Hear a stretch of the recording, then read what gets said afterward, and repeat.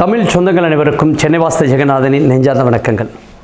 கடும் உறவு பகையாகும், அதாவது கடும் காற்று மழையாகும், அதான் புயல். கடும் உறவு பகையாகும். இப்போ பெரிய அளவில் நம்ம நெருக்கமாக இருக்கும் பொழுது ஒரு காலத்தில் கண்டிப்பாக அது பகையாக மாறிவிடும். அளவுக்கு மீறினால் அமிர்தமும் நஞ்சு, இப்படியெல்லாம் பழமொழிகள் நம்மளுடைய தமிழர்களுடைய கலாச்சாரத்தில் ஊடுருவி ஒன்றி இருக்கிறது. இப்போ எதற்காக இதெல்லாம் சொன்னாங்க? எந்த நிகழ்வுகளையுமே நம்ம ஒரு எல்லையை கட்டுப்பாடை வகுத்து கொண்டோம் என்று சொன்னால் அதில் எப்பொழுதுமே அதில் ஒரு நிலையான ஒரு தன்மை இருக்கும். அந்த வகையில் கடும் உறவால்,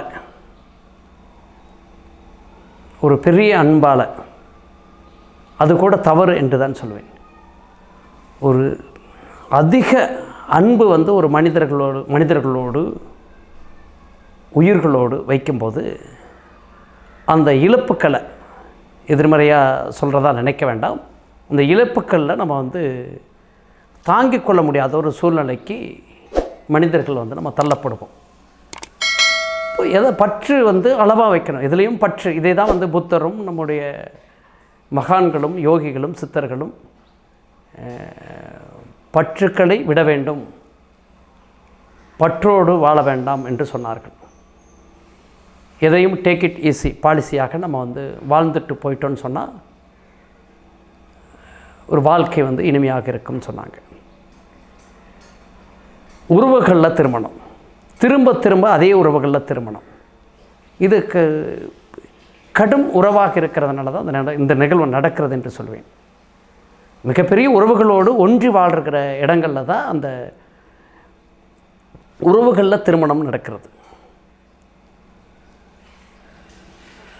அக்கா தங்கை உறவுகளில் திருமணம், 2 அண்ணன் தம்பிகள் இருப்பாங்க, 2 அக்கா தங்கைகளை திருமணம் செஞ்சுக்குவாங்க. இதை விட இன்னொரு சில இடங்களில் அப்பா இருப்பாங்க, மகன் இருப்பாங்க. ஒரே உறவுகளில் ஒரே அக்கா தங்கையை திருமணம் நடக்கக்கூடிய நிகழ்வுகள் கூட நடந்திருக்கிறது. இதற்கெல்லாம் காரணம் என்ன? இது உறவுகளில் சரியாக நம்மளுடைய முன்னோர்கள் இந்த மாதிரி உறவுகளில் எந்த இடத்துலையுமே ஊக்குவித்தது கிடையாது. அப்போ இந்த தவறுகளை ஒரு மனிதர்கள் செய்கிறாங்கன்னு சொன்னால் இதற்கு காரணம் என்ன? ஒரு வீட்டை போல் உறவினர்கள் வீடு, அனைவரோட உறவினர்கள் வீடும் இருக்கும். என்னுடைய வீட்டை போல் என்னுடைய அக்காவின் வீடு இருக்கும், என்னுடைய மாமனார் மாமியார் வீடு இருக்கும், அவர்களுடைய அக்கா தங்கை வீடு இருக்கும். இப்போ இதில் மாறுபாடு அடையும் போது அந்த உறவுகளில் சீர்கேடு அடையும். இதுதான் விளக்கம். மிகப்பெரிய அளவில் ஒரு ஆணோட வீட்டில் வடகிழக்கு பாதிக்கக்கூடிய இடங்களில் தான் அந்த உறவுகளில் திருமணம் என்கிற நிகழ்வு அதிக இடங்களில் நடந்திருக்கிறது, என்னுடைய பயணத்தில் பார்த்த வகையில். ஆக உறவுகளில் திருமணம் செய்ய வேண்டாம் என்று சொல்லவில்லை. 1 அல்லது 2 தலைமுறைகளுக்கு கூட நம்ம நிறுத்தி கொள்ள வேண்டும்.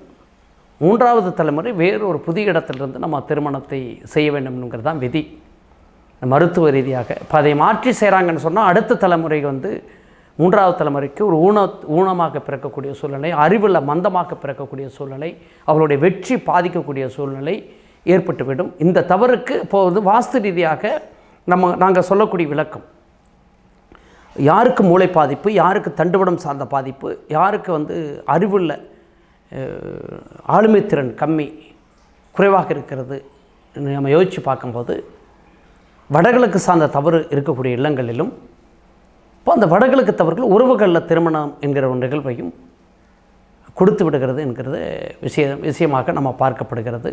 அப்போ இந்த இடத்துல இப்போ உறவுகளில் திருமணத்தை நம்ம தவிர்க்க வேண்டும் என்று சொன்னால் ஒரு இல்லத்தில் வடகிழக்கு மிக மிக வாஸ்து விதிகளுக்கு உட்பட்டு இருக்க வேண்டும், மூடப்படாது திறந்த அமைப்பாக இருப்பது நலம். அப்போ கடும் உறவு, அப்போது அதே போல் இது உறவு. அப்போது நல்ல உறவுகளில் இருப்பாங்க, ஒரு காலகட்டத்தில் உறவு பகையாயிரும். அக்கா தங்கை, அண்ணன் தம்பி, சித்தப்பா பெரியப்பா, அதே போல் மாமனார் உறவுகளில், மாமியார் உறவுகளில், மச்சனன் மாப்பிள்ளை உறவுகளில் பகையாகிவிடும்.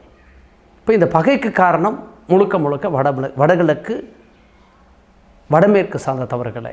இப்போ இந்த இடத்துல ஒரு உறவு சீர்பட வேண்டும், உறவுகளோடு ஒன்றி இருக்க வேண்டும்.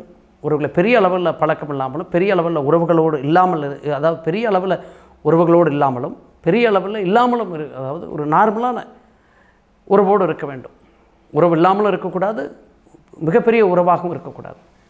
இப்போ இந்த நிகழ்வு வேணும்னா ஒரு இல்லத்தில் வடகிழக்கையும் வடமேற்கையும் சரி செய்து கொள்ளுங்கள். மீண்டும் வேறொரு நல்ல கருத்தோடு சந்திப்போம்.